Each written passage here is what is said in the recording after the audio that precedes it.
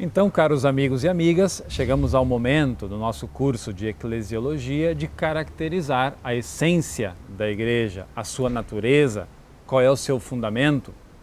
A Igreja, para receber esse nome, ela tem que estar ligada a Jesus. Jesus é o fundamento da Igreja. As diversas tradições cristãs, com o passar do tempo, decidiram caracterizar essa ligação com Jesus com 4 nomes. Esses 4 nomes receberam o título de notas ou marcas, depende da tradição cristã a qual estamos filiados.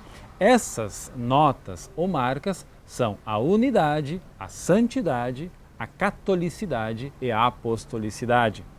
Num primeiro depoimento, vamos escutar o que significa para a Igreja ser una e santa. E depois explicarei a catolicidade e a apostolicidade.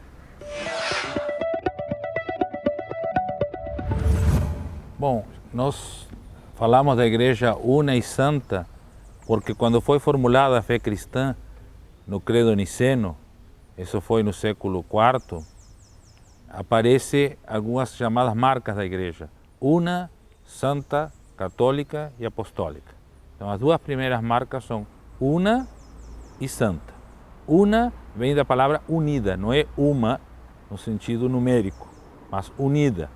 E por que a Igreja é, em sua essência, unida?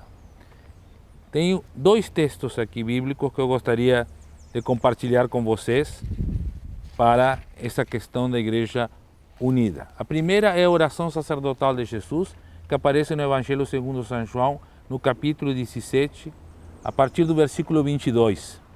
E diz assim: Eu tenho lhes transmitido a glória que tu tens me dado, para que sejam um, como nós o somos, eu neles, tu em mim, a fim de que sejam aperfeiçoados na unidade, para que o mundo conheça que tu me enviaste e os amaste, como também amaste a mim. Então, o primeiro princípio da unidade não vem da própria Igreja, vem da natureza da Trindade, de Deus.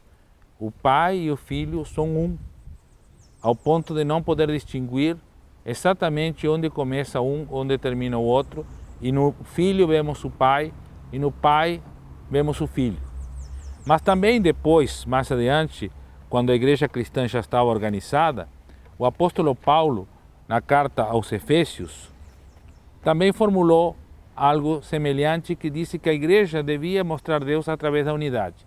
E ele disse assim, em Efésios 4, a partir do versículo 3: Esforçando-vos diligentemente para preservar a unidade do Espírito no vínculo da paz.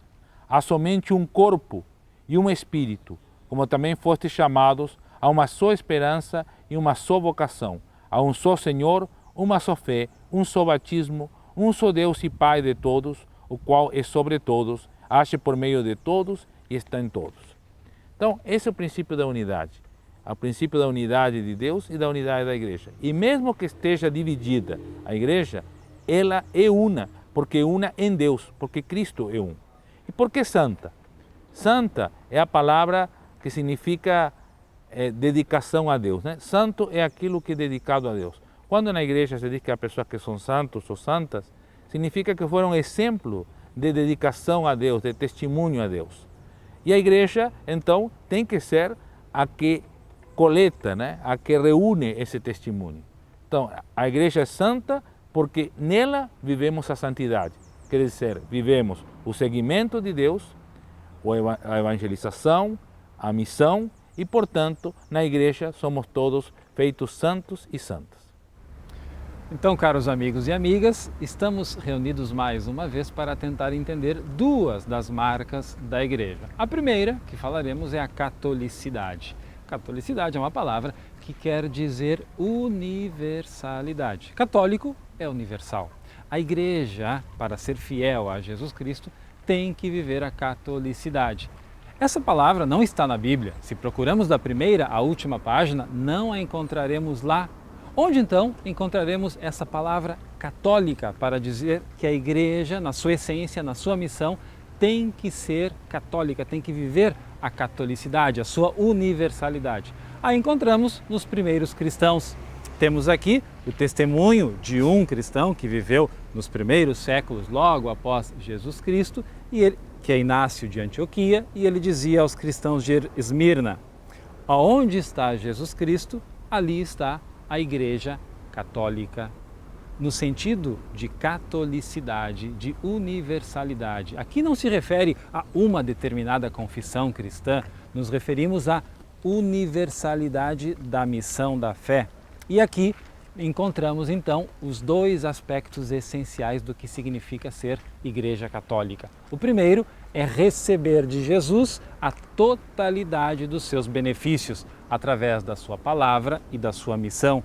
Um cristão tem que ser católico no sentido de que transmite as palavras e vive a missão de Jesus. E sob um segundo aspecto, católico quer dizer aquele que se dirige universalmente a todas as pessoas. Não se restringe a um determinado grupo, a uma determinada etnia ou cultura, não. Aquele que vive a Igreja Católica, na catolicidade, na universalidade, se dirige a todas as pessoas indistintamente. Chegamos então à quarta nota ou marca da Igreja, que é a sua apostolicidade. Como seu próprio nome diz, apostolicidade quer dizer que a Igreja, para ser Igreja de Jesus Cristo, tem que remeter-se aos apóstolos. Ela encontra ali o seu fundamento. A sua origem está em Jesus, mas o seu fundamento está na missão dos apóstolos. Apóstolo quer dizer aquele que é enviado. Sabemos que os 12 apóstolos foram enviados por Jesus. A Igreja sente-se apostólica porque ela também é enviada por Jesus para pregar, para anunciar as suas palavras e a sua missão no mundo. Apostolicidade entre nós significa exatamente isto, uma igreja que se sente enviada por Jesus Cristo para pregar ao mundo inteiro.